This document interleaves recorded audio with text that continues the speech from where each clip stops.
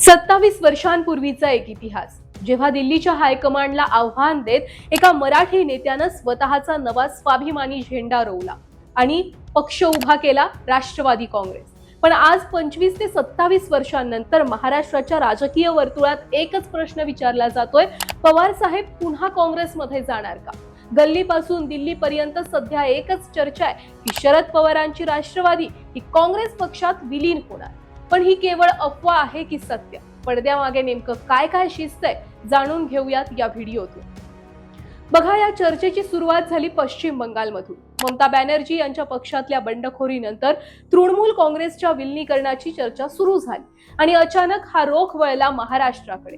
एका पत्रकार परिषदेत जेव्हा खासदार सुप्रिया सुळे यांना विचारण्यात आलं की तुमचा पक्ष काँग्रेसमध्ये जाणार आहे का, तेव्हा नेहमी थेट उत्तर देणाऱ्या सुप्रियाताईंनी एक सूचक उदाहरण दिलं.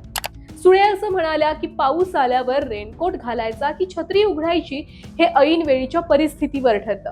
या एकाच वाक्यानं राजकीय तज्ज्ञांना विचार करायला लावला. सुप्रियाताईंनी नकार दिला नाही, तर थेट परिस्थितीवर निर्णय सोपवला. म्हणजेच परिस्थितीनुसार त्यावेळीचा निर्णय होईल असं सांगितलं. यानंतर घडामोडींना वेग आला. काँग्रेस नेते नाना पटोले आणि हर्षवर्धन सपकाळ तातडीनं दिल्लीला रवाना झाले होते. दिल्लीहून परतताच नाना पटोलेंनी थेट विधान करायला सुरुवात केली. ते म्हणाले, आम्ही विलिनीकरणाचा प्रस्ताव पवार साहेबांना आधीच दिलेला होता. आता देशातील धर्मनिरपेक्ष मतांची ताटातूट रोखण्यासाठी सर्व विचारसरणीच्या पक्षांनी काँग्रेस सोबत येण्याची प्रक्रिया सुरू झाली आहे. तरी सुद्धा नंतर शशिकांत शिंदेसारख्या राष्ट्रवादीच्या बड्या नेत्यांनी नाना पटोलेंचं हेच विधान हे फटकारलं. म्हणजेच हे विधान चुकीचं आहे असं सांगितलं. शशिकांत शिंदे असं म्हणाले, आमची स्वतंत्र ओळख कायम राहील असं सांगत या चर्चा शशिकांत शिंदेंनी फेटाळल्या. पण तरी सुद्धा राजकारणात धूर निघतोय, तो म्हणजे पडद्यामागे 100% काहीतरी शिस्त आहे. चला थोडा वेळ गृहीत धरूया की खरोखर राष्ट्रवादी ही काँग्रेसमध्ये गेली तर याचे परिणाम काय होतील.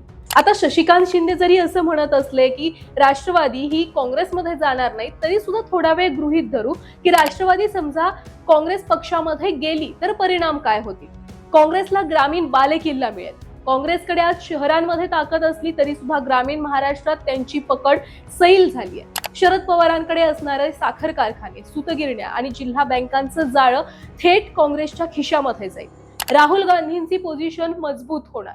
दिल्लीच्या राजकारणात भाजपला थेट टक्कर देण्यासाठी राहुल गांधींना महाराष्ट्रासारख्या 50च्या जवळ लोकसभाच्या जागा या राज्यातून एक संघ आणि भक्कम पाठिंबा देणाऱ्या मिळतील. विरोधी मतांची एकजूट होईल. महाविकास आघाडीमध्ये जागा वाटपावरून होणारे अंतर्गत वाद कायमचे मिटतील, कारण दोन्ही पक्ष एकत्र होतील.